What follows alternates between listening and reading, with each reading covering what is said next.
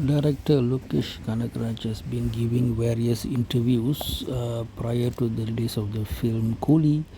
Some has been in English language and some has been in Tamil language, and some has been mixed English and Tamil. And some fans have been voicing out the fact that, especially when they could not understand Tamil so much, they would like some English language excerpts from such interviews. So here I thought I will provide some points from the various interviews Loki has given, especially those where the language is mixed or in Tamil. And what I'm trying to do is, it might take a few parts maybe, depending on what's the ultimate length. But well, let me start first and we see how many parts this takes. So, in the interviews, Loki did take the opportunity to talk about his own film production as well, besides talking about the film Coolie, which is what he's directing. But Loki is also producing under the banner of G Squad. So he has finished one film called Mr. Bharat, by a duo of Bharat as an actor and Niranjan as a director. And another film that he's been producing is the film Benz, starring the hero Lawrence. I think those who follow Hollywood cinema would know Lawrence as quite a popular hero who has acted in some horror comedy films that were quite famous, and is known to be a huge fan of superstar Rajinikanth. Of course, there's some controversy about him putting superstar title in one of his films, but anyway, I digress. So the second schedule has been done for the film Benz. So Loki is also co-producing under G Squad with Stonebench Film, which is owned by a fellow director Karthik Subbaraj, and they apparently want to give opportunity to director Ratna Kumar, who made a previous film called Mayadaman. And Ratna Kumar also was quite involved in Vijay star Leo, directed by Loki. Of interest is the fact that Ratna Kumar apparently has a pet hate on superstar Rajinikanth, and he made some comments on stage about crows and eagles when the crow and eagle topic was at its peak, with Rajinikanth mentioning how eagles should just disregard crows who try to take their position. And Vijay decided to amp it up further by talking about jungles and crows and eagles being there. Ratna Kumar suddenly came in and said that even eagles have to come down to take food. So that caused lots of resentment among Rajini fans, and Lokesh Kanagaraj announced that Ratna Kumar would not be part of the dialogue team or script team for the film Coolie. And also the story writing or script writing team was criticized quite heavily for the film Leo, whereby all the narrative about flashbacks, flashbacks about human sacrifice for the gods, all these were criticized. And so Loki decided to look at all the past criticisms, including about him glorifying drugs and guns and always using warehouses. So he decided apparently in Coolie he would avoid those things. To what extent we do not know, because a go down or a warehouse, a harbor is a place with lots of godowns and warehouses, right? In the first place. And regarding his claim that he is doing violence in Coolie, he says it's a full-blown violent film without using guns is also a bit suspect, because one of the posters shows Amir Khan holding a gun. So we have yet to see on that. And about his claim about not using drugs as a theme, well, apparently he is using gold based on the whatever promos we've seen. If it is a gold, an object of smuggling, so he just doing some twist on the drug thing to sort of placate the critics. He keeps repeatedly saying that he wants to make a drug-free society film. But if we saw the film Vikram, one of the so-called villains, Vijay Sethupathi, he has two wives, live in an extended family, making a lot of money.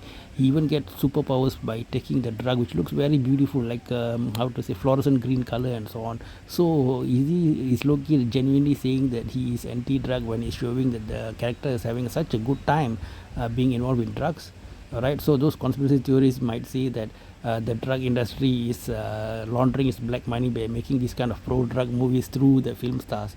We all know how in Bollywood and in certain film industries, crime is very closely associated with filmmaking, film financing, and so on. But anyway, that's conspiracy theories. I'm not going to go into all that. Let's get back to things that he actually said in the interview. After talking about the three films that he's producing, he talked about one of the questions that's in everyone's mind: when is he going to direct Ajit Kumar? Now Loki has sort of ticked the check boxes of all the key players in Kollywood. He's done Vijay twice, he's done Kamal Hassan, he's just finished doing Rajinikanth with Coolie, and so of course Ajit will be next in the checklist for any self-respecting top tier director in Kollywood. So according to Loki, he has been in talks with Ajit's team, namely Suresh Chandra, for about 10 months. He's known Suresh Chandra for a very long time, and he says that there is a kind of a story for Ajit, and he wants to show Ajit in his style, in his way of action. However, he admits that timeline is important, and Ajit is busy with car racing, and Loki has Kaidi 2 on the way, as well as Amir Khan project, which is a big project, and we know that pan India or Hindi level or even international big projects might take about 2 to 3 years. Okay, so that those are all in the pipeline. But he also shared that he had chatted with Rajini about doing another project together, because Rajini and also Ani apparently are very very happy with the output.